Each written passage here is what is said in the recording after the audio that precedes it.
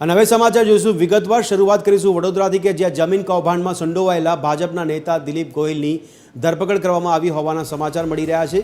જમીન કૌભાંડમાં સંડોવાયેલા દિલીપ ગોહિલની ધરપકડ કરાઈ છે। વડોદરામાં જમીન કૌભાંડ આચરવામાં આવ્યું હતું, જેમાં દુબઈથી ધરપકડ કરીને આરોપી દિલીપ ગોહિલને વડોદરા લાવવામાં આવ્યો છે। દિલીપ ગોહિલને મેડિકલ તપાસ માટે સયાજી હોસ્પિટલ લઈ જવાયો છે। દિલીપ ગોહિલે ભાજપના કાઉન્સિલર પરાક્રમસિંહ જાડેજાને 1 કરોડનો ચૂનો ચોપડ્યો છે। સુખલીપુરા ગામની જમીનમાં ગેરરીતિ કરીને ઠગાઈ આચરવામાં આવી હતી। સમા પોલીસ મથકે દિલીપ ગોહિલ સામે ફરિયાદ નોંધાઈ હતી। તો નગર પ્રાથમિક શિક્ષણ સમિતિના પૂર્વ અધ્યક્ષ છે દિલીપ ગોહિલ।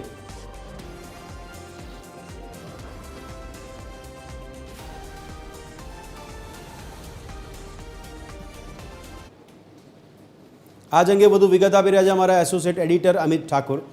અમિત, જણાવશો અત્યારે જે દિલીપ ગોહિલની ધરપકડ કરવામાં આવી છે, હવે પોલીસ દ્વારા કયા પ્રકારની કાર્યવાહી? જુઓ, વડોદરા પોલીસે દુબઈથી દિલીપ ગોહિલની ધરપકડ કરી છે। દિલીપ ગોહિલ જે અત્યાર સુધી ભારતીય જનતા પાર્ટીના નેતા હતા, નગર પ્રાથમિક શિક્ષણ સમિતિના પૂર્વ અધ્યક્ષ પણ તેઓ રહી ચૂક્યા છે।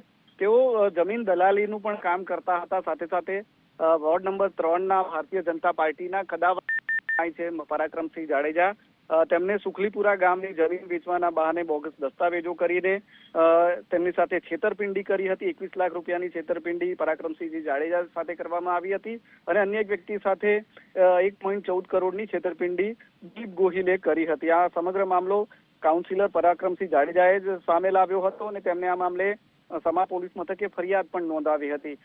ત્યારબાદથી જ દિલીપ ગોહિલ ફરાર હતો અને તે ફરાર થઈને છેક દુબઈ પહોંચી ગયો હતો।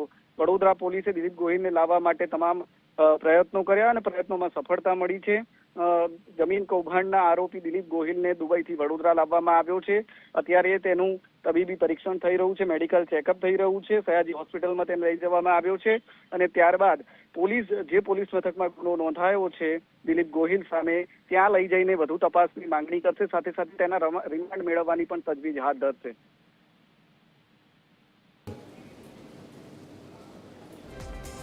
જી અમિત, ખૂબ ખૂબ આભાર સમગ્ર માહિતી આપવા બદલ।